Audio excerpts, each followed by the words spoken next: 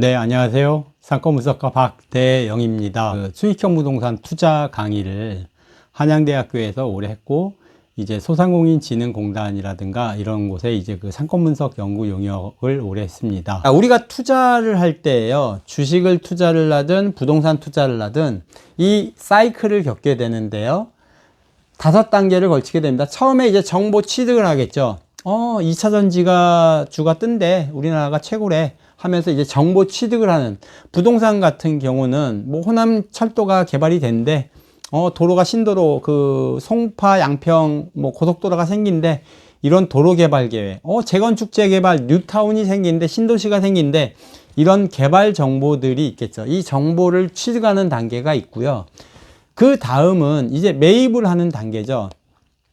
개발 예정지들은 대부분 경매 물건을 기다리는 것보다는 현장 가서 찾으셔야 되겠죠. 왜냐하면 경매로 나오기 전에 경매 넘겨봐야 헐값에 매각이 되니까 대부분 현찰로 매각을 하게 돼요.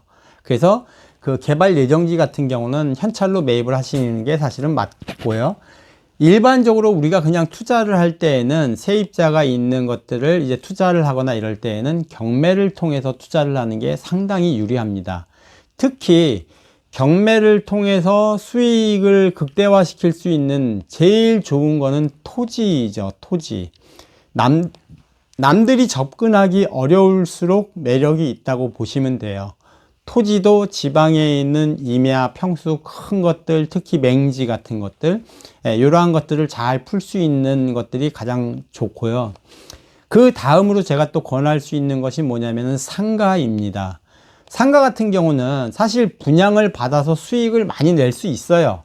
많이 낼 수 있는데 그거는 저처럼 상권 분석 전문으로 하고 있는 사람들 말고는 일반인들은 참 어려운 이야기입니다. 그래서 상가 분양 받으신 분들 보면은 뭐 대부분 뭐 하지 말라고 이야기들도 많이 하고 그렇지만 상가 분양을 받는 것도 알짜들이 있어요. 그러한 것들을 분양 잘 받으시면 아주 수익을 많이 낼 수 있는데 경매로 투자를 하는 경우는 수익이 훨씬 높죠.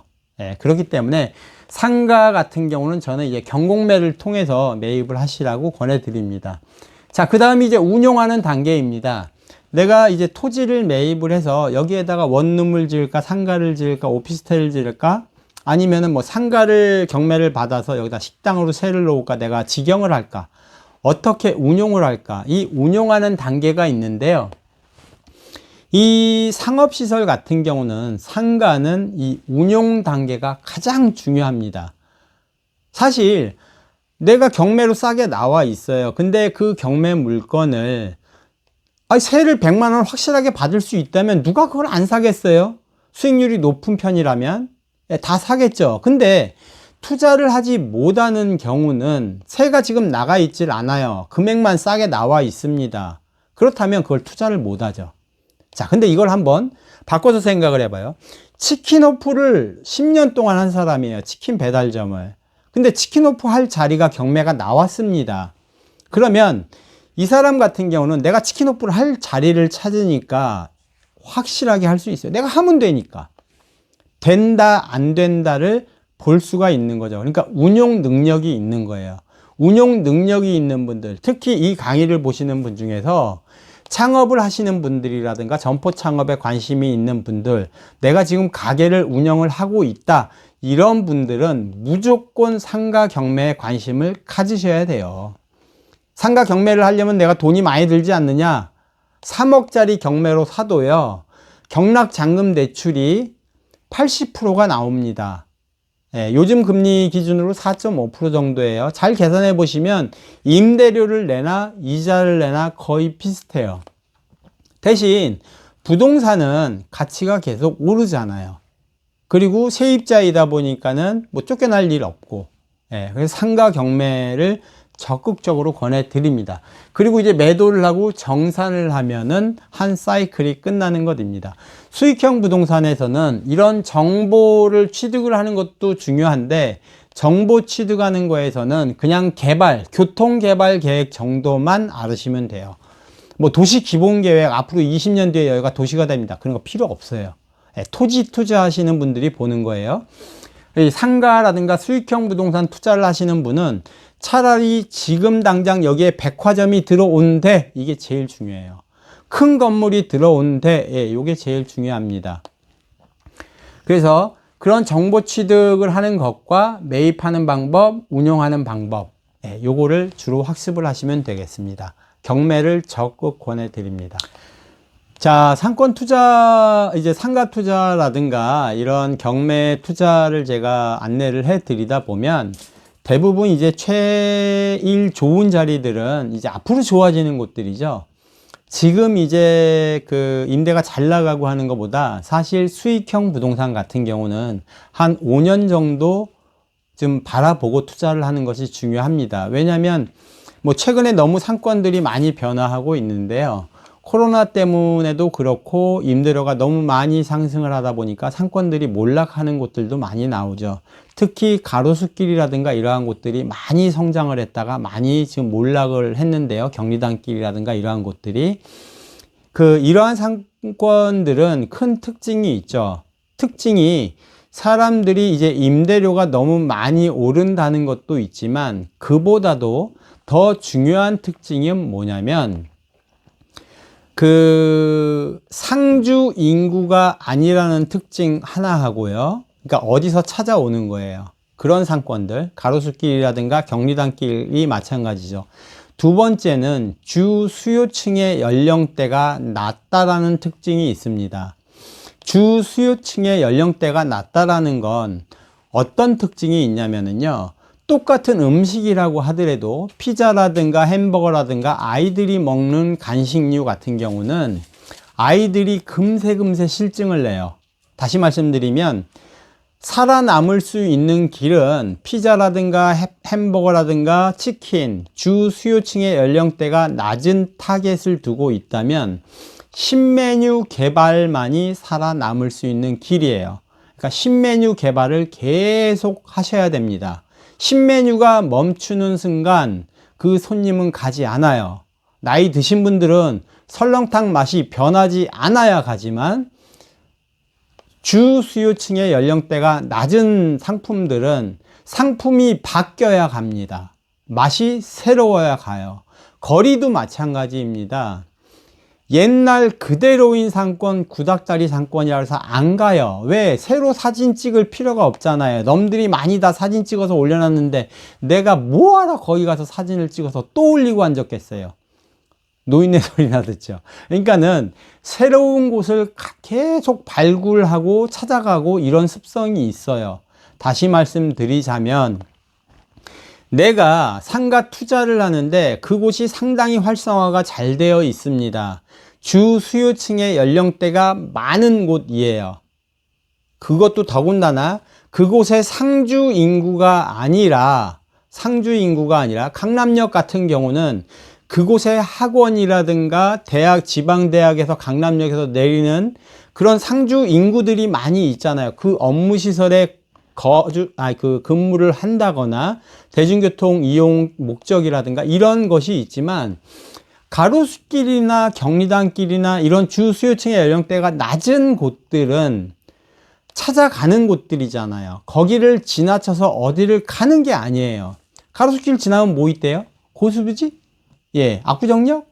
글리 가는 게 아니거든요. 그냥 그 거리를 찾아가는 거예요.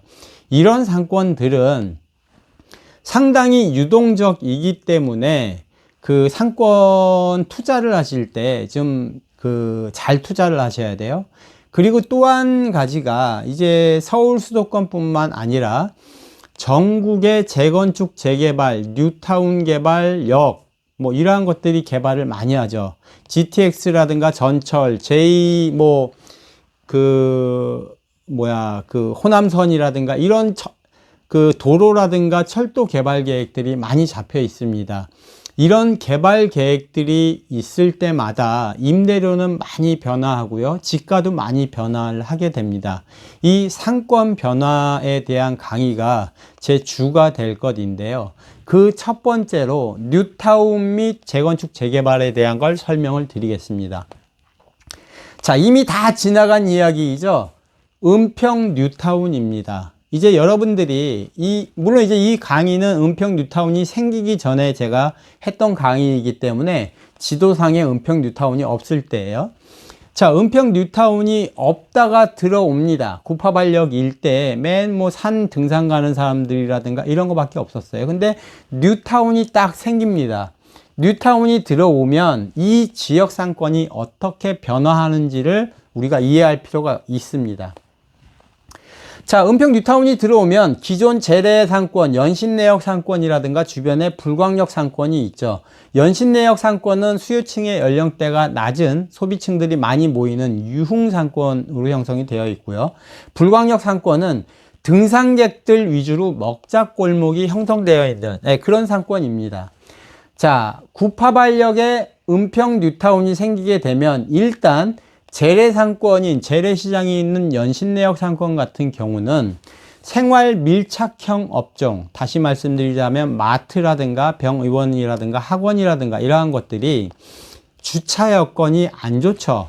마트를 가도 차를 세우기가 힘들어요. 하지만 뉴타운에는 대형 마트가 들어가겠죠. 그러면 대형 마트가 옛날에 우리 아파트 단지 지하상가에 한 200평, 300평 되는 슈퍼들이 있었는데 그게 다 사라졌죠. 왜 사라졌죠?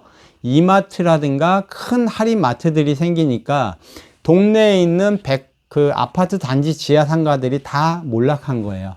그런 것처럼 뉴타운이 생김으로 인해서 그 인근에 있는 재래상권에 있는 생활 밀착형 업종, 아파트 단지 주변에 딱 붙어서 창업을 하는 업종들 있죠.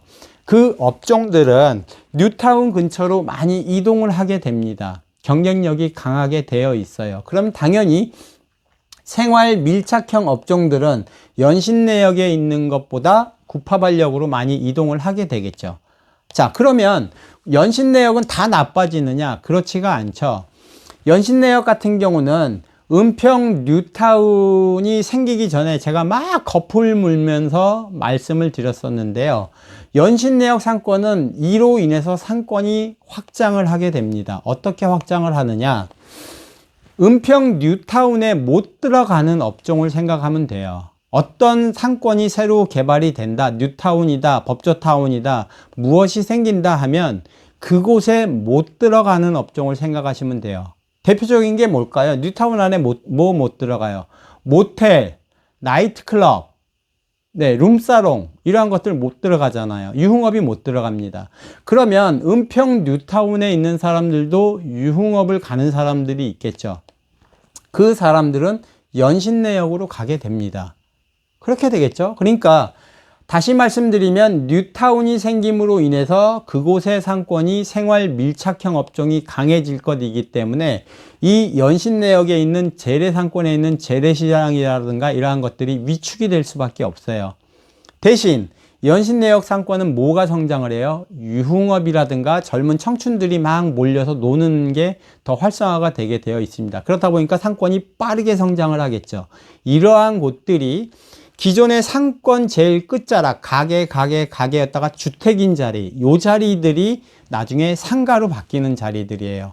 그래서 제가 은평 뉴타운 생기기 전에 연신내역 가셔서 상가 마지막에 있는 주택을 구입하라고 말씀을 드렸었던 이유가 그러한 곳들이 지금은 다 커피숍이라든가 주점이라든가 이런 근린 상가로 바뀌어 있습니다. 자, 그래서 이런 뉴타운 및 재개발로 인해서 상권이 변화하는 그 뉴타운 쪽은 생활 밀착형이 강해지고요. 이런 연신내역 상권 같은 경우는 대중교통이 더 훨씬 뛰어나죠. 그러다 보니까 상권을 넓게 보는 업종. 미용실은 뉴타운이라든가 이러한 곳이 좋을지 모르겠습니다. 생활 밀착형 업종, 주부들을 대상으로 하는 건 좋을지 모르겠습니다만은 패션이라든가 젊은 층을 대상으로 하는 대형 미용실들은 연신내역으로 가야 되겠죠. 미용 학원을 할 겁니다. 미용 학원을 할 거면 연신내역이 좋겠죠. 구파발역보다는. 하지만 보습 학원을 할 거예요. 구파발역이 좋겠죠. 네, 이렇듯이 업종이 싹 갈리는 것입니다. 생활 밀착형 업종이 강해지고 이쪽은 유흥업 및 상권을 넓게 보는 업종이 강해집니다. 은평 뉴타운에 있는 친구가 군대를 갑니다. 친구들이. 그럼 서울 전 지역에 분포하고 있는 친구들이 모여야 돼요. 야, 우리 모이자. 어디 가서 만날까? 이마트 옆에 모일까요? 아니죠. 연신내역을 가야죠. 주점들이 많이 있는 곳을 가야죠. 그래서 젊은 층들이 많이 모이기 때문에 이러한 곳들이 상권이 빠르게 성장을 하게 됩니다. 그래서 연신내역 같은 경우는 앞으로도 상권이 아주 괜찮은 상권입니다. 제가 앞으로도 상권을 설명드릴 때 이 지역은 괜찮은 상권입니다 라고 말씀드리는 이유는 뭐가 있냐면요. 연신내역보다 더 큰 상권이 가까이 있으면 이 상권은 좋은 상권이 아니에요. 잘 이해를 해보세요. 연신내역보다 좋은 상권을 가려면 어딜 가야 돼요? 종로 나가야 되잖아요. 연신내역에서 종로 가보세요. 환장합니다. 차 끌고 가면. 전철로 가도 멀죠? 네, 그렇게 가까운 거리 아니에요. 그러니까 이렇게 빠져나가기가 어려운 지역들이 좋은 상권입니다. 네, 불관역 상권 같은 경우는 사실은 뺏길 일이 더 많죠. 왜냐하면 경쟁 상권이라는 건 주 수요층, 소비 수준, 소비 패턴, 소비 목적이 유사하면 경쟁 상권입니다. 가로수길과 압구정역 로데오길 상권이 경쟁 상권인 거죠. 압구정 로데오 갔던 사람들이 가로수길로 간 거예요. 예. 경쟁 상권이기 때문에 그렇습니다. 근데 수요층이나 소비 특성, 소비 목적이 유사하지 않은 다른 곳들은 영향을 받지 않아요. 소비층, 소비 수준, 소비 패턴, 소비 목적이 유사하면 경쟁 상권입니다. 그게 가까운 곳에 큰 곳이 있으면 내가 위축이 되게 되어 있어요. 불광역 상권은 먹자 상권이라고 했잖아요. 먹자 상권이 연신내 많이 모여 있습니다. 예, 위축이 될 수밖에 없는 거예요. 자, 뉴타운 및 재개발을 통한 상권 변화에 대해서 설명을 드렸습니다.